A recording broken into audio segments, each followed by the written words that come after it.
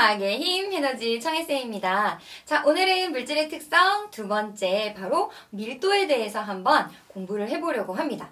자, 우리 친구들은요, 어떤 물질이 가볍다, 무겁다 라고 하면 사실은 질량을 가장 먼저 떠올립니다. 자, 그러면 세상에 무겁다, 가볍다라는 건 질량으로 모두 다 설명이 되는 걸까? 자, 예를 들어 선생님이요, 요만한 스타이로폼 공을 가지고 있어요. 그리고 그 크기와 동일한 유리구슬을 가지고 있습니다. 그럼 선생님이요, 만약에 이 물질을요, 물이 담긴 수조에 넣었어요. 우리 친구 어떻게 될 것 같아요? 선생님 당연히 스타이로폼 공은 위에 뜨고 유리구슬은 가라앉겠죠. 좋아요. 그 정도는 우리 친구들 뭔가 쉽게 알 수 있을 것 같아요. 자, 이번에는 유리구슬이 있어요. 그리고 이 유리구슬과 질량이 완전히 똑같은 스타이로폼 공. 그러니까 꽤 부피가 크겠죠. 부피는 다르지만 질량이 똑같은 두 물질을요, 물이 담긴 수조에 넣었습니다. 자, 이번엔 우리 친구들 어떻게 될 것 같은가요? 맞아요. 유리구슬이 가라앉을 거는 같아요. 그럼 질량이 같으니까 이 스타이로폼 공도 가라앉게 될까요? 근데 얼핏 생각해보면 왠지 그러지 않을 것 같죠? 도대체 어떤 개념으로 이런 현상을 설명할 수 있는 걸까? 자, 선생님이 그림을 준비했어요. 맞아요. 우리 친구들 볼풀장에 있는 공이에요. 그리고 옆에는 유리구슬이에요. 같은 부피라고 하더라도 분명히 뭔가가 달라요. 같은 질량이라고 하더라도 이걸 동일하게 설명하기는 조금 어려울 것 같아요. 바로 이럴 때 우리가 사용할 수 있는 개념이 바로 밀도라는 개념입니다. 자, 물질의 특성 두 번째 밀도라는 개념은요, 물질의 질량을 단위 부피로 나눈 값이에요. 즉, 부피분의 질량이라고 우리는 사용하고요. 부피는 보통 밀리리터, 세제곱센티미터를 사용하고, 그 다음에 질량은 g이라는 걸 사용해서 단위는 그램 퍼 밀리리터라고 사용할 수가 있습니다. 자, 그러면 어떻게 우리가 해석을 해야 되냐? 똑같은 부피를 비교하는 거예요.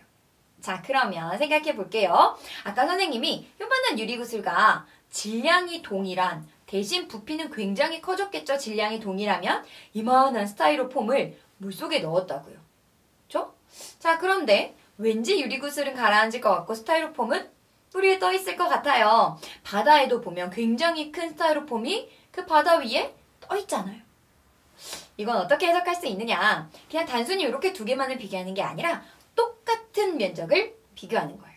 유리구슬에서도 똑같은 면적, 그리고 스타이로폼에서도 똑같은 면적을 딱 비교했을 때 그때의 질량값을 비교하는 거죠. 면적을 똑같이, 부피를 똑같이 했을 때 뭐가 더 무거워? 라는 개념이 바로 밀도라는 개념인 거예요. 그럼 뭐가 더 무겁겠어요? 당연히 유리구슬이 더 무겁겠죠. 그러니까 유리구슬은 밀도가 높아서 물에 가라앉게 되는 거고, 스타이로폼은요, 밀도가 작기 때문에 물 위에 뜨게 되는 거예요. 즉, 모든 현상은요, 우리가 물이라는 것에 대한 밀도가 있어요. 물의 밀도는 1이에요. 따라서 물보다 밀도가 작으면 물 위에 뜨는 거고, 물보다 밀도가 크면 물 안에서 가라앉게 되는 거다라고 이해하시면 되겠습니다. 자, 즉 밀도라는 건 두 가지 요인에 대해서 결정될 수 있어요. 부피와 질량이에요. 자, 그러면 이 부피를 결정하는 게 가장 밀접한 요인에 뭐가 있냐면 온도라는 개념이 있어요. 어떤 물질이 있어요. 온도가 계속 높아지면 우리 지난 시간에 어떻게 상태 변화가 한다 그랬나요? 고체에서 액체에서 기체가 돼요. 맞나요? 그럼 부피가 점점점 어떻게 되나요? 고체에서 액체에서 기체. 부피가 점점점 커지겠네요. 자, 그러면 우리 밀도의 개념으로 돌아가 보면 부피 분의 질량. 근데 분모값이 점점점 커진다는 건 밀도값은 반대로 작아질 거다라는 것을 알 수가 있겠죠. 따라서 대부분의 물질의 경우에는 기체가 밀도값이 가장 작고 그 다음 액체, 그 다음 고체예요. 그래서 우리가 흔히 생각하기에 고체는 무겁다라는 것은 아마도 밀도가 가장 크다라는 것으로 이해할 수가 있는 거죠. 됐나요? 그래서 기체는 뜨고 고체는 가라앉는다라는 대표적인 상상이 되는 겁니다. 근데 여기도 예외는 있습니다. 누가 예외냐? 바로 물이에요. 우리 친구들 혹시 아주 더운 여름철에 나 내일 얼려있는 물을 가져가야지 라고 하고 페트병에 물을 담아서요. 얼려본 적이 있나요? 그럼 어떻게 돼요? 페트병이 빵빵해져요. 그 말은 뭐예요?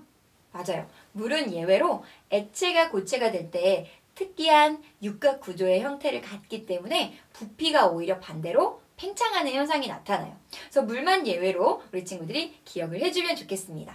자, 그럼 우리가 지난 시간에 끓는 점 했던 것처럼 밀도를 공부했어요. 그럼 이 밀도를 가지고 어떻게 혼합물을 분리할 수 있는가도 함께 봐야 되는데요.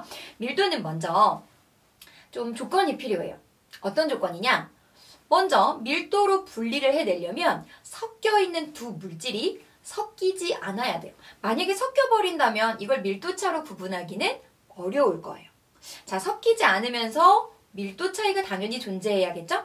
자, 밀도 차이가 존재하는 그 두 물질의 양이 아주 적은 양의 경우에는요, 시험관에 이렇게 넣어놓고, 그러면 밀도가 작은 건 위로 뜰 거고, 밀도가 큰 것은 아래로 가라앉을 테니까 위에 떠 있는 것을 스포이드로 빨아들여서 혼합물을 분리해낼 수가 있어요.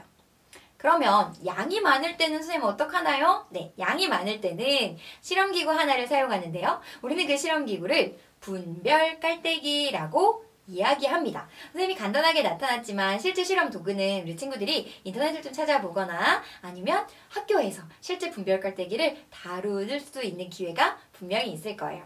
자, 그러면 분별 깔때기를 한번 보면 지금 뭔가 섞이지 않으면서 밀도 차이가 나는 두 물질이 보이네요. 자, 위에 있는 노란색이 그렇죠. 밀도가 작기 때문에 위에 떠 있는 거고 밑에 있는 파란색은 밀도가 크기 때문에 아래에 있는 거예요. 예를 들면 위에는 식용유고 밑에는 물 같은 것들이 될 수 있겠죠. 자, 그러면 밑에 코크라고 해서 열어주는 장치가 있어요.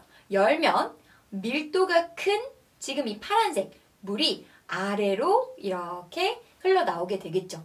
그리고 다 흘러나오면 코크를 잠궈주는 거예요. 자, 이렇게 분별 깔때기를 이용하면 분별 깔때기 안에는 밀도가 작은 물질이 남아있고 그리고 밑에 걸러진 비커에는 밀도가 큰 물질이 나오게 돼서 이 두 물질을 순물질로 분리할 수 있다. 물론 경계면에 있는 것을 완벽하게 분리하기는 조금 어렵습니다. 그래서 어느 정도 나오고 경계면에 있는 것은 따로 분리해서 버리면 두 물질, 두 순물질로 분리할 수가 있겠죠. 이런 방법, 밀도차에 의한 혼합물 분리, 분별 깔때기까지 우리 친구들 잘 기억을 해주면 되겠습니다. 선생님은 과학의 힘, 에너지, 정혜쌤이었습니다.